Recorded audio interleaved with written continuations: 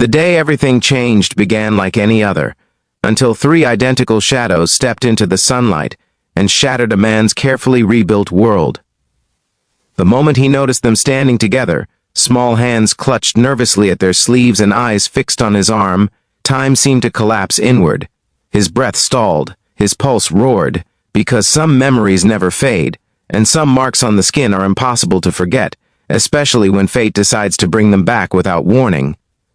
Before we go deeper into this emotional journey, if you believe in kindness, second chances, and the idea that life can surprise us when we least expect it, take a moment to like this video, share it with someone who needs hope, leave a comment, and subscribe to the channel.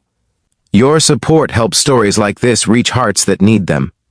He had been a single father for so long that loneliness had become a quiet companion rather than an enemy. Mornings began early, with the smell of burnt toast and the rush of tying shoelaces while checking the clock. Evenings ended late, with tired smiles and the soft glow of a bedside lamp as he watched his son fall asleep. Life had not turned out the way he once imagined, but he had learned to accept its shape. What he had not learned was how to prepare for the past, walking back into his present.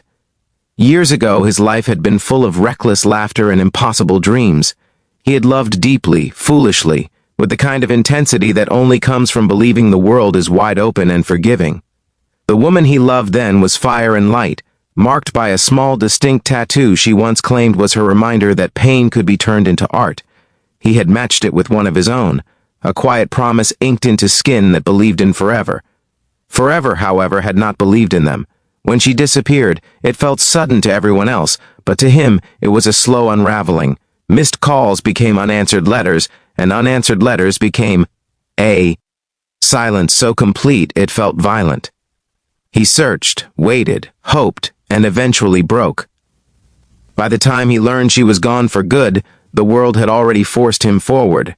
He married later, not out of passion but out of stability, and became a father under circumstances that were more complicated than joyful. When that marriage ended too, he focused on survival, on raising his son, on becoming someone reliable even if happiness felt like a distant rumor. The years taught him routine and restraint. He stopped looking backward, or at least he thought he had.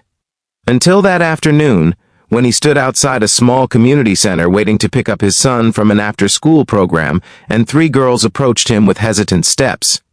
They were about the same age, their faces mirror images of one another, each carrying a seriousness far older than their small frames.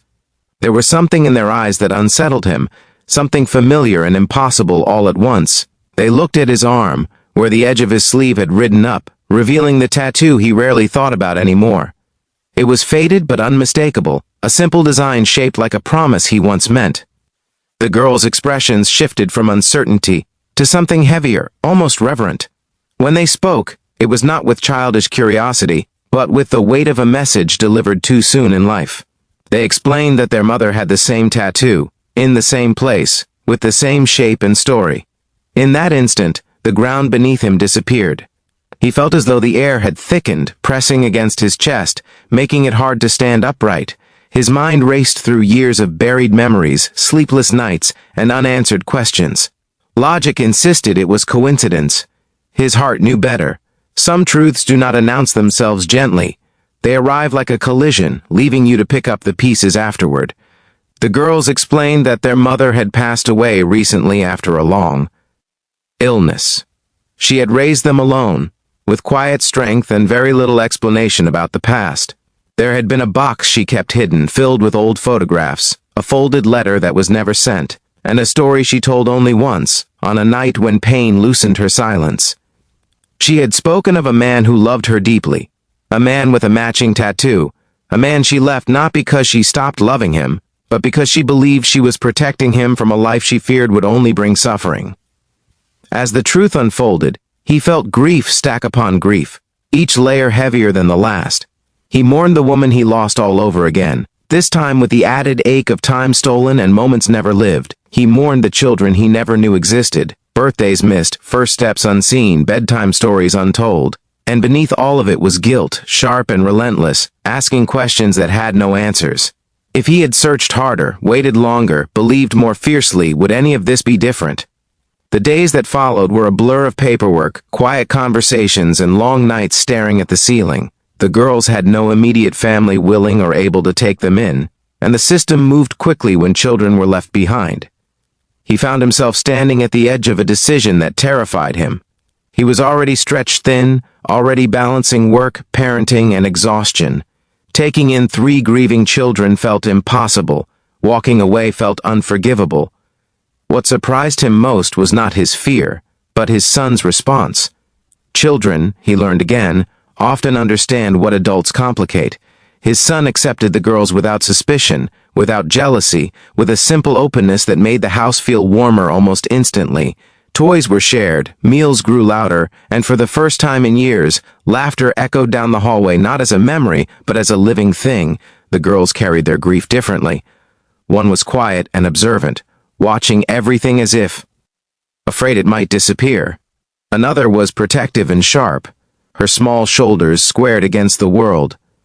The third clung to optimism like a lifeline, smiling through tears she pretended not to feel. He learned their routines, their fears, the foods they loved and the nights they woke from dreams calling for a mother who would never answer.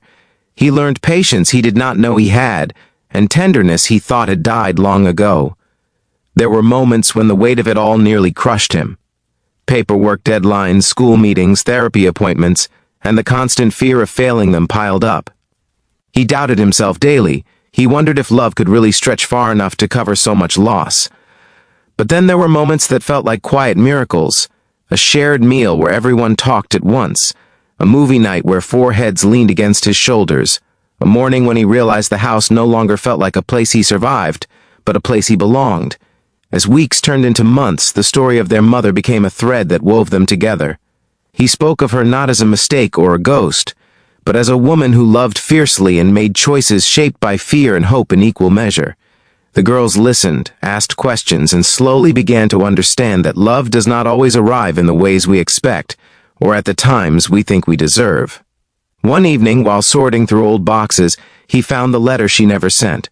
It was filled with apologies, explanations, and a final hope that one day, if fate allowed, he would understand. Reading it did not erase the pain, but it softened its edges.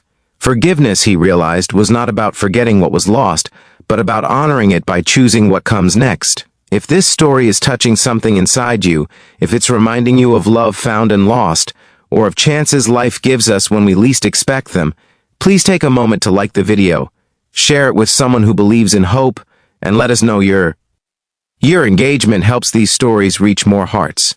Just before the ending, we'd love to hear from you.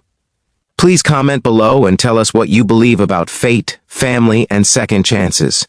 Your words matter more than you know. In the end, he understood that the tattoo on his arm was never just a reminder of the past. It was a bridge, a marker that guided lost souls back to one another when the time was finally right. He had not been given an easy story, but he had been given a meaningful one. In opening his door to 3 frightened girls, he had opened his heart to a future he never imagined but now could not live without. And in the quiet moments, when the house settled and the world slowed down, he felt something he thought was gone forever. Not the pain of what might have been, but the steady, resilient warmth of what still could be.